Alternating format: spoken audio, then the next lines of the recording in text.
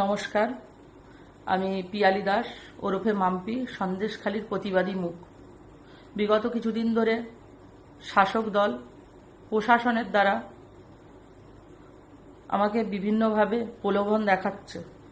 সন্দেশখালীর থানার ওসি বলাইবাবু, উনি আমাকে একদিন হঠাৎ ডেকে পাঠান ওনার অফিস রুমে।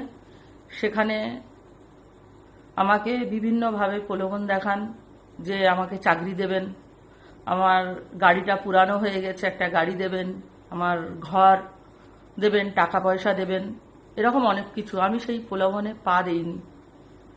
প্রলোভনে পা না দেওয়ার জন্য আজকের ভিলেজ পুলিশের ফোন থেকে সকালে ফোন করে আমাকে থ্রেট দেয়, অকথ্য ভাষায় গালাগালি দেয়, যা একটা পুরুষ মানুষ সভ্য সমাজে মহিলাদের দিতে পারে না। আমরা শাহজাহানের সময় আন্দোলন করেছি, পিছু পা হয়নি, এখনো ভয় পাই না, পিছু পা হব না। আমি আমার উচ্চ নেতৃত্বকে জানিয়েছি এই বিষয়ে, তারা আমার সহযোগিতা করবেন বলেছেন। ভাবুন তাহলে এবার প্রতিবাদীদের সাথে যদি এই প্রশাসন, এই শাসক দল এইরকম ব্যবহার, এইরকম আচরণ করে, সাধারণ মানুষের সাথে তাহলে কেমন আচরণ করে।